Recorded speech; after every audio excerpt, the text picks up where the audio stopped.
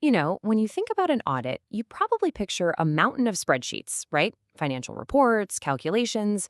But what if I told you the single most important thing isn't the numbers themselves, but the story behind them?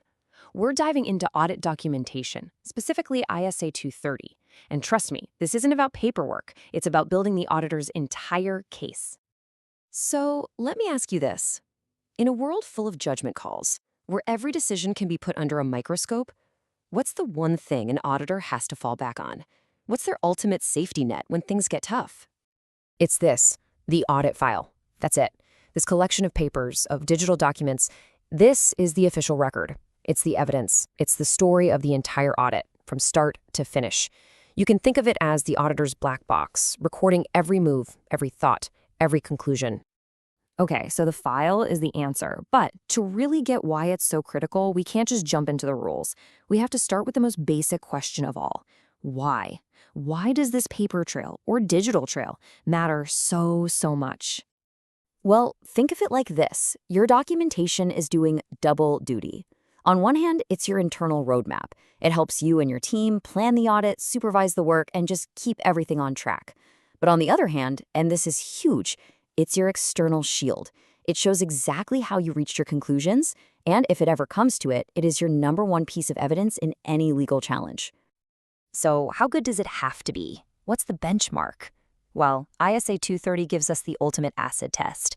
It says your file has to be so clear that another experienced auditor, someone who knows nothing about this particular client, could pick it up and understand exactly what you did, why you did it, and how you got to your conclusion. If they can do that, you've nailed it. All right, so we get the why. That's the foundation. Now let's build on that. Let's talk about the what. What actually goes into a rock-solid, high-quality audit file? What are the pieces of the puzzle? You can basically boil it all down to 5 key questions that your file has to answer for that experienced auditor we just mentioned. 1, the nature. What did you do and why did you do it? 2, the timing. When did you perform the work? 3, the extent. How much did you do? What was your sample size? 4, the results. What did you actually find? And maybe most importantly, 5, the judgments. What were the big decisions you had to make? Your file needs to have a clear answer to every single one. Now, while your file has to answer all 5 of those questions, the standard puts a huge magnifying glass over that last one, judgments. The really tricky, high-risk, or unusual parts of an audit are what we call significant matters, and for these, you've got to document in even greater detail. So what counts is the big stuff. We're talking about those areas that required some serious professional judgment. Any material misstatements you uncovered, for sure. Any key conversations you had with management. You also have to explain why you might have changed your audit plan midstream. And this one is critical. You have to show how you dealt with any evidence that seemed to contradict itself. These are the moments that really define the quality of an audit. And that brings us to a really sharp point about following the rules. Can you ever not follow a specific requirement in a standard? The answer is yes, but it is incredibly rare. And if you do, the burden of proof on you is massive.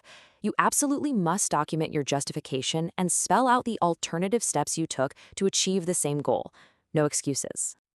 Okay, so we've covered the why, the purpose, and the what, the content. Let's wrap up with the final piece, the how. These are the strict, non-negotiable rules of engagement for finalizing, storing, and even thinking about changing your audit file once the main work is done. 60 days. That is the number you need to burn into your brain. The moment that audit report is signed, a clock starts ticking. You have a maximum of 60 days to pull together and finalize the complete audit file. That's not a suggestion, it's a hard stop. And once that file is locked down, how long does it have to stick around? At least 5 years. That's the baseline. Some local laws might demand more, but 5 years from the report date is the global minimum. Let's just walk through that life cycle so it's crystal clear. Day 0, the audit report is signed. The clock starts. You've got up to 60 days to get that final file assembled and locked. From there, it goes into storage for a minimum of 5 years. Simple as that. But what about after those 60 days? Can you touch the file? Here's the deal. You can only make administrative changes. Think of it like tidying up. You can add cross-references, fix typos, organize things better. What you absolutely cannot do is change the substance. No deleting evidence, no replacing documents, and definitely no adding documentation for work you forgot to record. The file is locked. And, of course, it goes without saying, but let's say it anyway, that file is confidential. It contains sensitive client information.